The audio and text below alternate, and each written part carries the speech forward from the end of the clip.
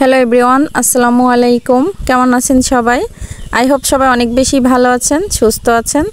আমরাও আলহামদুলিল্লাহ ভালো আছি। ঈদ মানেই খুশি, ঈদ মানেই আনন্দ। সবাইকে ঈদ মোবারক জানাই। ঈদ মোবারক জানিয়ে আজকে আমি আমার ব্লগটা শুরু করছি। তো প্রথমেই দেখতে পাচ্ছেন এই যে এটা কিন্তু ঈদের ব্লগ। আমি ঈদের আগের দিন অর্থাৎ একদিন আগে আর কি, তো এই যে মেহেদি দিয়ে হাত সাজাচ্ছি। এটা আমার প্রত্যেক ঈদেই আর কি নেওয়া হয়, দুই এক ঈদ হয়তো মিস যায়। আর ছোটোবেলা যখন ঈদ করেছি, ছোটোবেলাতে কোনো ঈদই মিস যায় নাই। প্রত্যেক ঈদের আগের দিন রাতে অর্থাৎ চাঁদ রাতে মেহেদি নিতাম। ছোটোবেলার ঈদটা বেশি খুশি ছিল। এখন বড় হয়েছি, সংসার হয়েছে, বাচ্চা হয়েছে, যাই হোক তারপরেও মাঝে মধ্যে তো ইচ্ছা করে যে নিজেকে একটু সাজিয়ে নিই। তো খুবই মেহেদি পড়তে কিন্তু আমার খুবই শখ ছোটোবেলা থেকেই। তো এই যে দুই হাত খুব সুন্দর করে আমার ভাবি কিন্তু সাজিয়ে দিয়েছে। তো আজকে শ্বশুর বাড়িতে আর কি যাব। তো শ্বশুর বাড়িতে যাওয়ার আগেই আর কি এই যে বাবার বাড়ি থেকেই আর কি হাতটা সাজিয়ে নিয়ে যাচ্ছি, দুই হাত ভরে মেহেদি। আর আমার ভাবি খুব সুন্দর করে কিন্তু মেহেদি দিতে পারে, দেখতেই পাচ্ছেন কিন্তু অনেক সুন্দর করে মেহেদি দিয়েছে আমার হাতে, খুবই ভালো লাগছিল। আর আমার মেয়েকেও কিন্তু দুই হাতে মেহেদি দিয়ে দিয়েছে। মেহেদি পড়তে কিন্তু সবাই কম বেশি পছন্দ করে, আমিও তার ব্যতিক্রম না। আর ছোট ছোট বাচ্চারা ওরা তো বেশি পছন্দ করে থাকে। আর আমি এই যে নখে যে মেহেদিগুলা নিয়েছি ওগুলা কিন্তু আমি গাছের মেহেদি নিয়েছি। তো আগে ছোটোবেলায় কিন্তু বেশি নিতাম গাছের মেহেদি, এখন তো গাছের মেহেদি ওরকম নেওয়াই হয় না। তো বাড়িতে যেহেতু এসেছি মেহেদি পাতা পেয়েছিলাম, তো সুন্দর করে এই যে নিয়েছিলাম। আর এই যে এখন শ্বশুরবাড়ির উদ্দেশ্যে রওনা দিয়েছি, তার আগে একটু আমার চাচার বাসায় আসছি। এখানে আর কি প্রত্যেক ঈদেই মানে বাড়িতে যখনই আসি তখন এই যে চাচার বাসাতে আমার আশাই লাগে।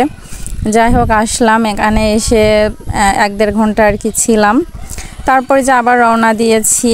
এখন এখানে বাসের জন্য অপেক্ষা করছি, সরি বাস না মানে ভ্যানের জন্য অপেক্ষা করছি, অটো ভ্যান। তো আমি একজনই ছিলাম প্যাসেঞ্জার। এখন গাড়িওয়ালা বলছে যে একজনকে নিয়ে এসে যাবে না, 2-3 জন লাগবে। পরে আমি 2 জনের ভাড়া দিয়ে একাই গিয়েছিলাম। যাই হোক আপনাদের ভাইয়া এখনও আসে নাই, ঈদের আগের দিন আর কি ও আসছিল। তো ঈদের আগের দিন আসতেও একটু লেটই করছিল, এজন্য আমি আগে আগে এখান থেকে বাবার বাড়ি থেকে রওনা দিয়েছি। আর এই যে এই ভিডিওটা কিন্তু ঈদের দিন সকালবেলার ভিডিও, মেয়েকে রেডি করে দিয়েছি। এই যে ঈদের ড্রেস পরিয়ে ওকে সাজুগুজু করিয়ে দিয়েছি, এখন ওকে একটু ছবি উঠাচ্ছিলাম। তো আমার মেয়েটা খুবই খুশি ঈদের দিন, এই যে ওকে সাজুগুজু করিয়ে দিয়েছি। আর আমার মেয়েটা তো মানে সাজুগুজু করতে বেশি পছন্দ করে। তো মেয়ের এই সাজুগুজু করা দেখে, মেয়ের এই খুশি দেখে আমার ছোটোবেলার ঈদের কথা খুব মনে পড়ে।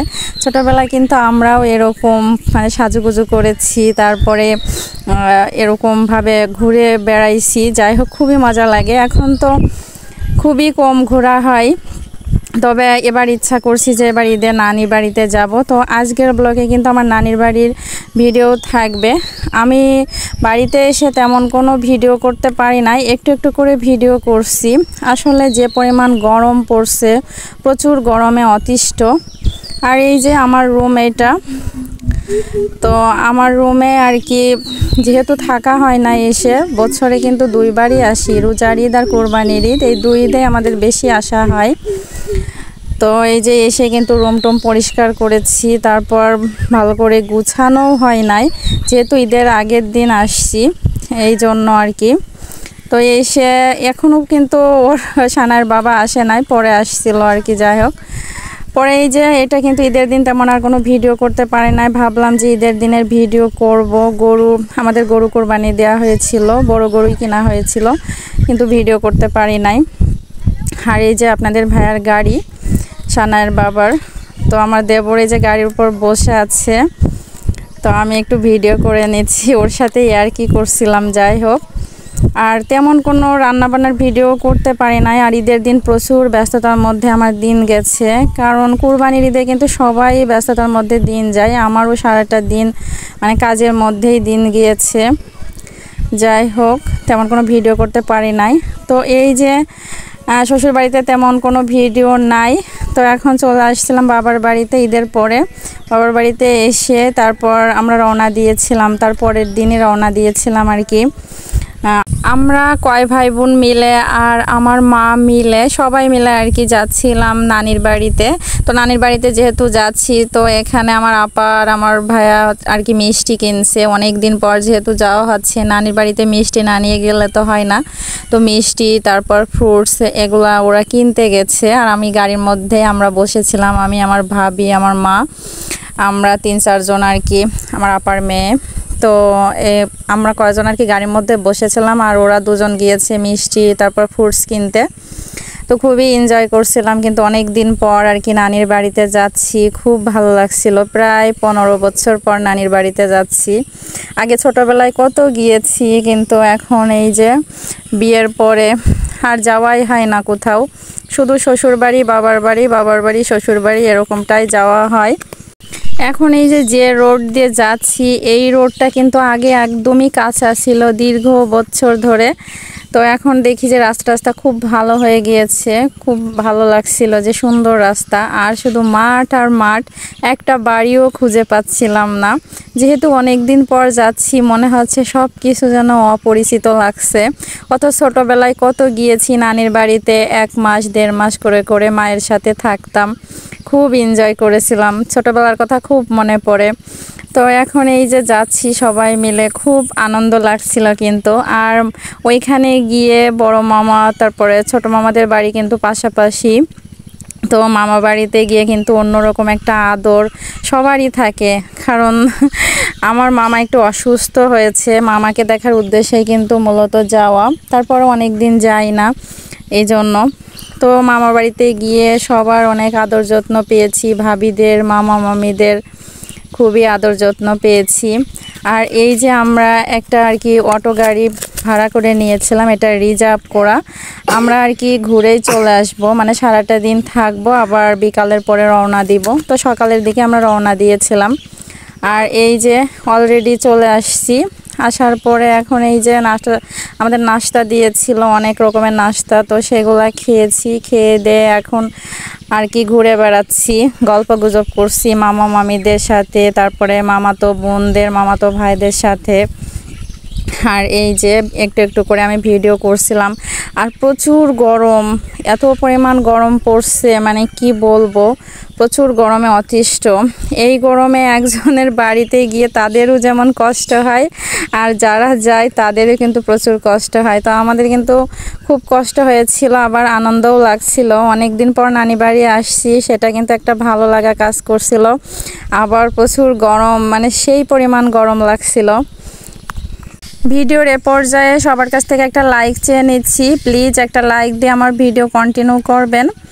আর এই যে নানি বাড়ির আঙিনা, কত খেলাধুলা করছি, এই যে মামাদের আর কি খোলাট, তো এই সাইডগুলাতে কত যে পরিচিত মানে ছিল ছোটোবেলায়, যাই খুবই খেলাধুলা করতাম আমরা ছোটোবেলার কথা খুবই মনে হচ্ছিল। অনেক দিন পর যেহেতু নানির বাড়িতে আসছি, মামিরা সবাই বলছে যে নানির বাড়ি তো ভুলেই গেছো, কখনো আসো না। আসলে ব্যস্ততার কারণে ওইভাবে আসা হয় না, প্রত্যেকবার চিন্তা করি যে আসবো করে ওইভাবে আসাই হয় না। তো এবার অলরেডি চলেই আসলাম ভাই বোন মিলে। আর এই যে ওই বাড়িটা কিন্তু আমার মামাদের, এই যে জুম করে দেখাচ্ছি, ওটা কিন্তু আমার বড় মামাদের বাড়ি। আর এখন যেখানে আছি এটা ছোট মামাদের বাড়ি। তো সব জায়গা আর কি ঘোরাফেরা করছিলাম। আর আশেপাশে যারা ছিল, যে সকল বাড়ির মানে মামিরা তারপরে ভাবিরা, ওরাও আসছিল মানে আমাদেরকে দেখতে, কারণ ওরা তো আমার অনেক পরিচিত, আমাদের সেই ছোটোবেলা থেকেই মানে তাদেরকে দেখে দেখে বড় হয়েছি। যাই হোক, তো মামাতো বোনদের সাথে অনেক গল্প টল্প করলাম। আর ঈদের সময় আসলে সবার সাথেই দেখা হয়, যেহেতু সবাই ছুটিতে আসে, এজন্য আর কি সবার সাথে দেখা সাক্ষাৎ হয়। তো প্ল্যান করে এবার আসছি যে ঈদে যাব। গ্রামের পরিবেশ কিন্তু খুবই ভালো লাগে। গ্রামে শুধু একটাই সমস্যা, সেটা হচ্ছে ঠিকমতো কারেন্ট থাকে না। তবে ফ্রেশ খাবার দাবার, ফ্রেশ সব কিছুই ফ্রেশ, খুবই ভালো লাগে। আর এই যে এখন যেখানে বসে আছি, এটা আমাদের ঘরের পিছন সাইড আর কি। তো এই পিছন সাইডে কিন্তু ছোটোবেলায় ঠিক এই জায়গাগুলোতে খুব খেলাধুলা করতাম আমরা। আর খুব জায়গাটা খুবই সুন্দর।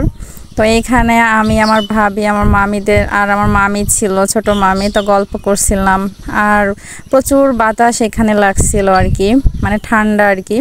তো এখন এই যে ছোট মামিদের বাড়ি থেকে এখন বড় মামিদের ওখানে যাচ্ছি। দুপুরের খাবার দাবার আর কি রান্না করেছে, এখন খাবার দিয়েছে, তার ডাকছিল। তো এখন এই যে বড় মামাদের বাড়িতে আর কি যাচ্ছি, এখন খাওয়া দাওয়া করব। খাওয়া দাওয়া করে আর কি বিকালের পরে আমরা রওনা দিব।